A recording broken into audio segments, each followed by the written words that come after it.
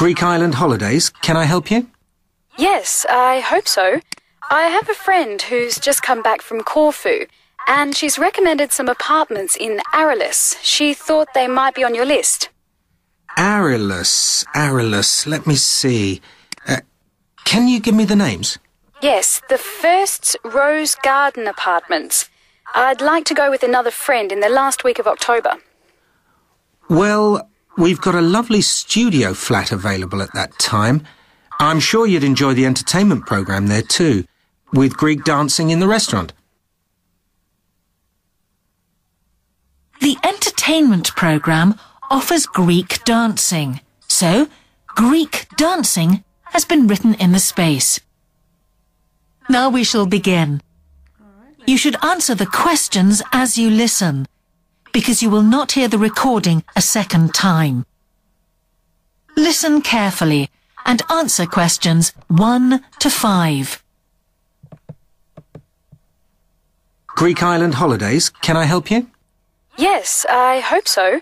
I have a friend who's just come back from Corfu, and she's recommended some apartments in Arelis. She thought they might be on your list. Arelis. Let me see. Can you give me the names? Yes, the first's Rose Garden Apartments. I'd like to go with another friend in the last week of October. Well, we've got a lovely studio flat available at that time. I'm sure you'd enjoy the entertainment program there too, with Greek dancing in the restaurant. And the cost for each of us? £219. That sounds very reasonable. I'm just jotting down some notes. Now, the second one she mentioned was called Blue Bay. Blue Bay. Yes, in fact, that's very popular, and it has some special features. Really? The main attraction is the large swimming pool with salt water. Much healthier, I understand. That's right. And it isn't far from the beach either, only 300 metres. And only around half a kilometre to some shops, so you don't have to be too energetic. Is it much more expensive than the first one? Let me just check. I think at the time you want to go, it's around £260. No, £275 to be exact. Right, I've got that. Now, there are just 2 more apartments to ask you about. I can't read my own writing. Something to do with sunshine, is it? I think you meant the Sunshade Apartments. They're on a mountainside. Any special features? Yes, each room has its own sun terrace, and there are shared barbecue facilities. Ooh, sounds lovely. Yes, it is rather well equipped. It also provides water sports. It has its own beach. There are facilities for water skiing. Any kite surfing? My friend's quite keen. Not at the hotel, but I'm sure you'll find some in Arelis. There's also satellite TV in the apartments. And how much is that one? £490 with 2 sharing. You mean £245 each? I'm afraid not. Each person has to pay that amount, and there must be at least 2 in an apartment. Ooh, I don't think that would be within our budget, unfortunately. And the last one sounds a bit expensive too. The Grand? Actually, it's quite reasonable. It's an older style house with Greek paintings in every room and a balcony outside. Sounds nice. What are the views like? Well, there are forests all round, and they hide a supermarket just down the road, so that's very useful for all your shopping needs. There's a disco in the area too. And the price? £319 at that time, but if you leave it till November, it goes down by 40%. Too late, I'm afraid. Well, why don't I send you a brochure with full details, Miss... Nash. But don't worry about that. I'm coming to Upminster soon, and I'll call and get one. I just wanted to get an idea first. Well, that's fine. We've got plenty here when you come. Before you hear the rest of the conversation, you have some time to look at questions 6 to 10. No, I just want to tell that here I was not really listening carefully, so overlooking something. I just heard the supermarkets, but I don't know what it overlooks. 6 to to 10. Let's see, one word number, Greek island holidays, insurance benefits, cancellation, hospital, departure, depends on reason, personal belongings, up to 3,500 for one something, name of assistant manager. Now listen and answer questions 6 to 10. If you've got a minute, could I just check a couple of points about insurance? I got one policy through the post, but I'd like to see if yours is better. Fine. What would you like to know? Well, the one I've got has benefits, and then the maximum amount you can claim. Is that like yours? Yes, that's how most of them are. Well, the first thing is cancellation. If the holiday's cancelled on the policy I've got, you can claim £8,000. We can improve on that, Miss Nash. For Greek island holidays, our maximum is £10,000. That's good. Of course, our holiday won't even cost £1,000 together. It's still sensible to have good cover. Now, if you go to hospital, we allow £600. Yes, mine's similar. And we also allow a relative to travel to your holiday resort. My policy just says their representative will help you. You can see there's another difference there. And what happens if you don't get on the plane? Nothing as far as I can see on this form. Don't you have missed departure? No, I'll just jot that down. We pay up to £1,000 for that, depending on the reason. And we're particularly generous about loss of personal belongings, up to £3,000, but not more than £500 for a single item. Then I'd better not take my laptop. Not unless you insure it separately. Okay, thanks very much for your time. You've really been helpful. Can I get back to you? Your name is... Ben Ludlow. That's Ludlow. I'm the assistant manager here. I'll give you my number. It's 081 260 543 216. But didn't I phone 081 260 567 294? That's what I've got on the paper. That's the main switchboard. I've given you my direct line. Right. Thank you very much for your time. Alright, now we're going to section 2. Section 2. You will hear a talk on local radio about a children's theme park. First, you have some time to look at questions 11 to 13. Alright, let's read. That's just 3 points.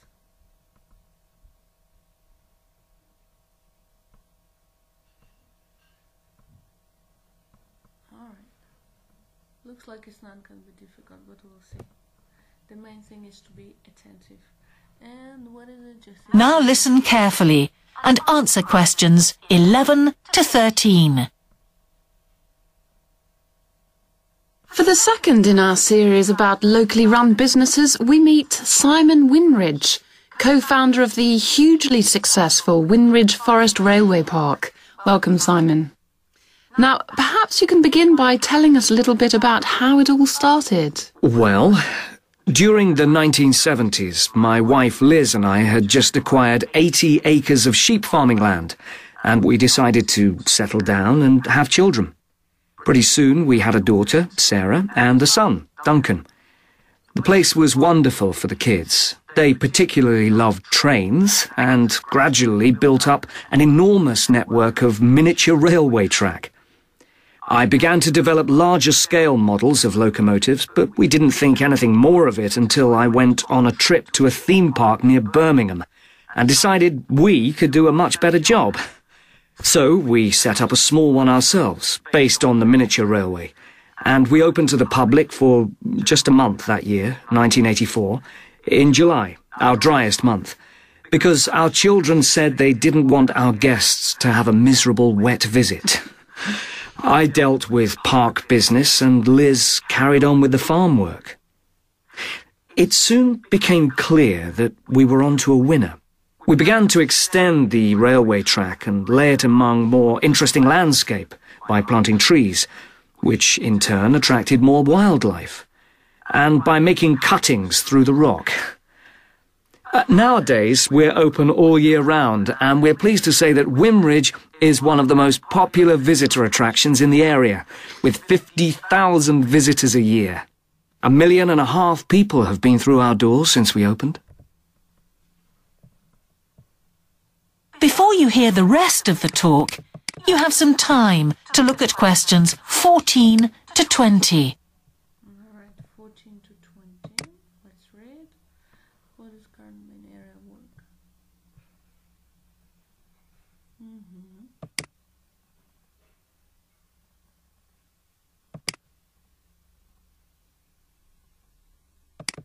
And 20.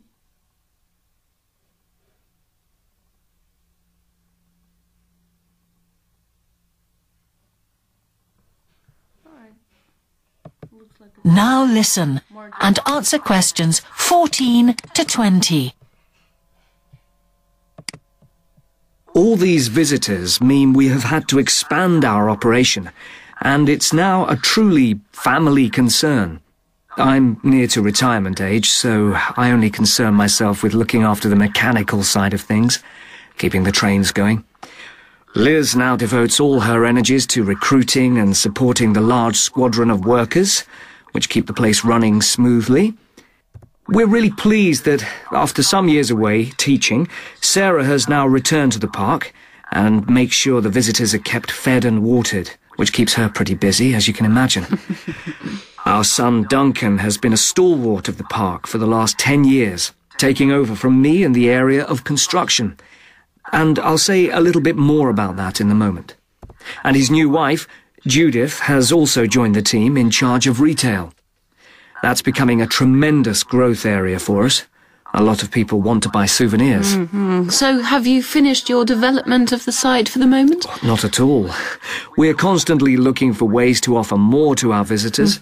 The railway remains the central feature, and there's now 1.2 kilometres of the line laid, but we'd like to lay more. Because of the geology of the area, our greatest problem is digging tunnels, but we're gradually overcoming that. We're also very pleased with a new installation of the go-kart arena, which is 120 square metres in area. Again, the problem is the geology. We had to level the mounds on the track for safety reasons.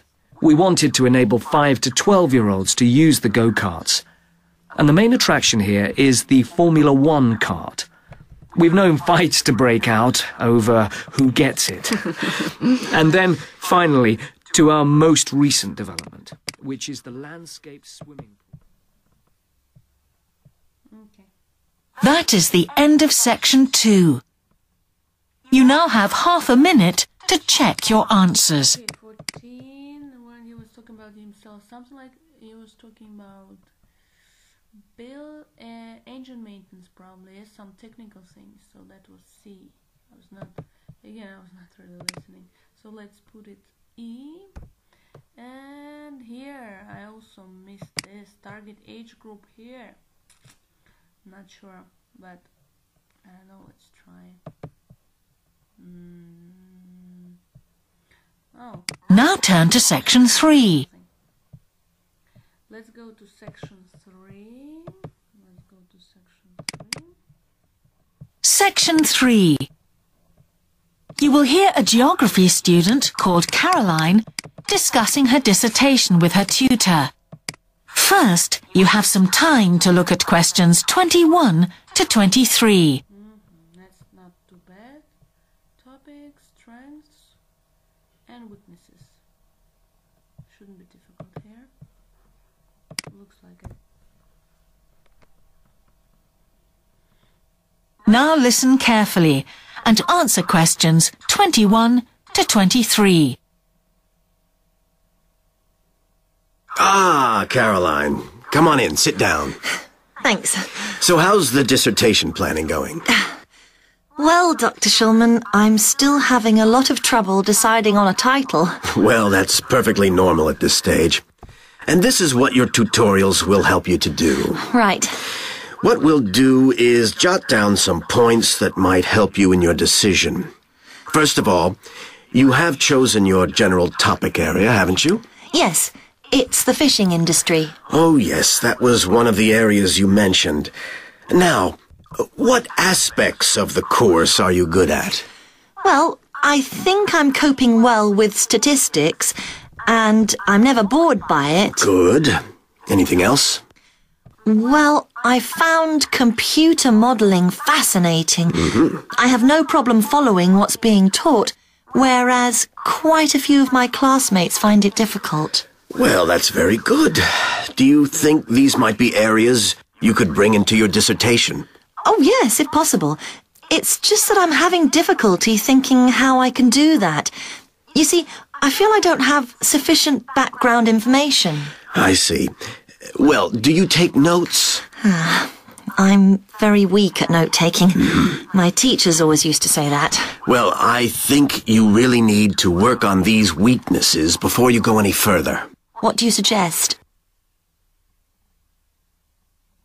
Before you hear the rest of the tutorial, you have some time to look at questions 24 to 30. Alright, let's see. Peer group discussion increases something. Dissertation tend to contain the same.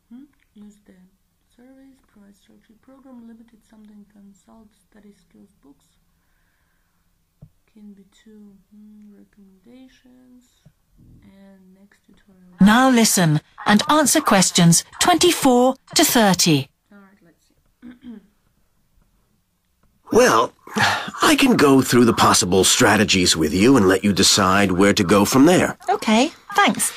Well, some people find it helpful to organize peer group discussions. You know, each week a different person studies a different topic and shares it with the group. Oh, right. It really helps build confidence. Yeah. You know, having to present something to others. I can see that.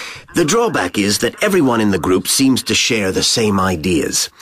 They keep being repeated in all the dissertations. Okay. You could also try a service called Student Support. It's designed to give you a structured program over a number of weeks to develop your skills. Sounds good.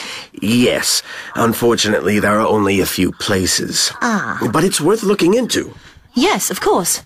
I know I've got to work on my study skills. And then there are several study skills books you can consult. Right. They'll be a good source of reference. But the problem is, they are sometimes too general. Yes, that's what I've found. Other than that, I would strongly advise quite simple ideas, like using a card index. Well, yes, I've never done that before. It's simple, but it really works because you have to get points down in a small space. Another thing I always advise is don't just take your notes and forget about them. Read everything 3 times. That'll really fix them in your mind. Yes. I can see it'd take discipline, but... Well, if you establish good study skills at this stage, they'll be with you all your life. Oh, yes, I completely agree. It's just that I don't seem to be able to discipline myself. I need to talk things over. We'll be continuing these tutorials, of course. Let's arrange next month's now. Let's see. I can see you virtually any time during the week starting the 22nd of January. What about the 24th? I'm free in the afternoon. Sorry, I'm booked then. What about the following day? The Thursday? Yeah? I can make the morning. Fine. We'll go for the 25th then. That's great. Thanks. That is the end of section 3. You now have half a minute to check your answers. Alright, looks like everything's pretty fine. Now let's go to the next section, section number 4. Let's see. Section 4. You will hear part of a lecture about an experimental design for a house. First, you have some time to look at questions 31 to 40. 31 to 40.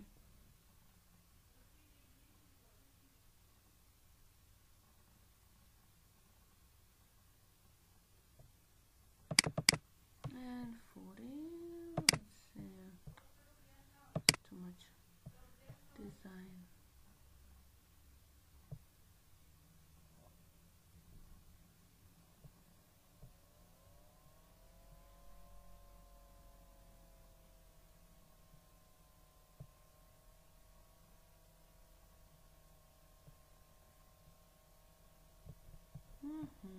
looks like it's going to be a construction talk. Now listen carefully and answer questions 31 to 40. Good morning. In the last few lectures, I've been talking about the history of domestic building construction. But today, I want to begin looking at some contemporary experimental designs for housing. So, I'm going to start with a house which is constructed more or less under the ground. And one of the interesting things about this project is that the owners, both professionals but not architects, wanted to be closely involved, so they decided to manage the project themselves. Their chief aim was to create somewhere that was as environmentally friendly as possible. But at the same time, they wanted to live somewhere peaceful. They'd both grown up in a rural area and disliked urban life. So the first thing they did was to look for a site, and they found a disused stone quarry in a beautiful area.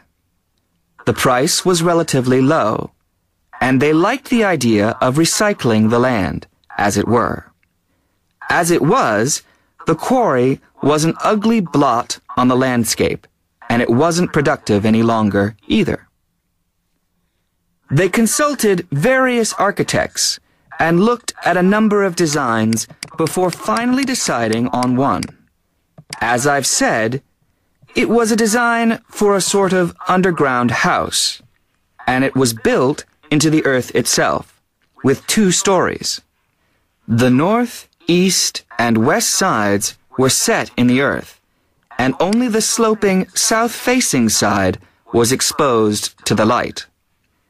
That was made of a double layer of very strong glass. There were also photovoltaic tiles fixed to the top and bottom of this sloping wall. These are tiles that are designed to store energy from the sun. And the walls had a layer of foam around them too to increase the insulation.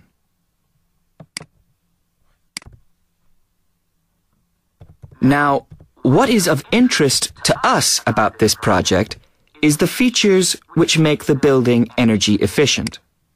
Sunlight floods in through the glass wall, and to maximize it, there are lots of mirrors and windows inside the house. That helps to spread the light around. So that's the first thing. Light is utilized as fully as possible. In addition, the special tiles on the outside convert energy from the sun and generate some of the house's electricity.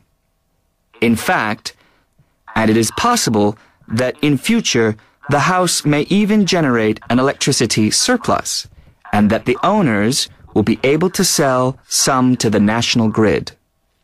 As well as that, wherever possible, recycled materials have been used.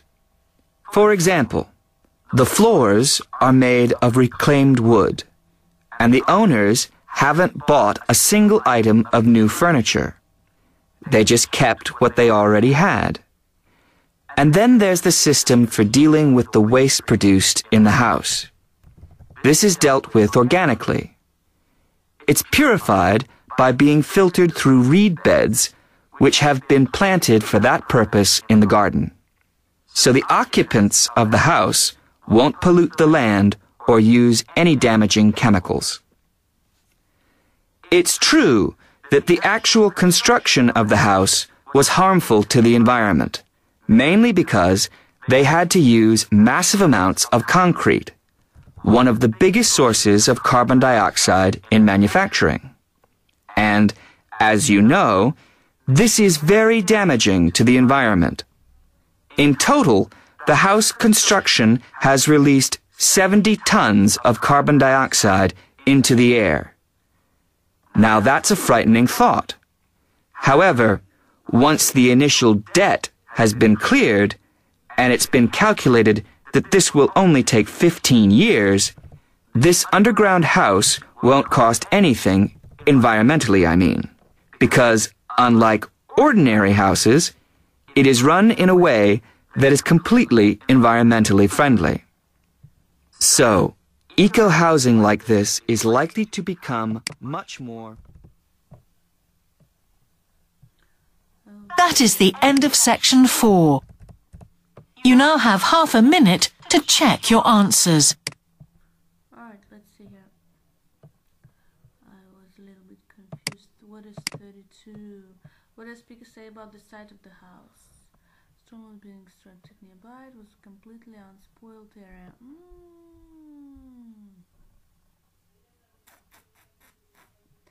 Let's check this one. A. I'm not sure. I was not listening very careful again. And what's 34? Let's see the 34. Layer form was used to improve the... this was insulation. Insulation, that's 34. Insulation. I'm not sure about the spelling of this word. Insulation. Okay, let's put it like this. Alright, so other than that, everything looks okay. Let's check the answers now. 144. That's test 1. That's test 2. And we are dealing with the test 3. Well, let's check it out, guys. That's the moment of truth. Okay, so come on now. Alright, 300 sunshade. Alright, should be one word. Balconies. This is forest, so this is minus for me. 319, 10,000. Relative missed item. Ludlow. Alright, C A C E H F C G 120, 5 to 12, 21 fishing industry, statistics, note taking. As it should be one word, should be like this. So this is like a minus, a little minus for me too. Note taking. Confidence, ideas, student support. Okay, here I didn't know how to spell this word. Places general 3 times. 25. Well, I put 25th. Alright, should be like this, yeah. BA, glass, insulation. Yeah, that's correct. Windows, electricity, floors, waste, concrete, 15 years. Okay, that's correct. I think I have only one real mistake and 2 couple. But these small mistakes where I did the misspelling, I think it would be, I would lose a score if I did that. So let's make it like this. So this one, you're likely to get unacceptable score under examination conditions, but remember that different institutions will find different scores acceptable. Thank you guys for watching this video, and if you think that's of some use for you and you want to watch more IELTS educational videos, please subscribe to my channel. Thanks again. Bye bye.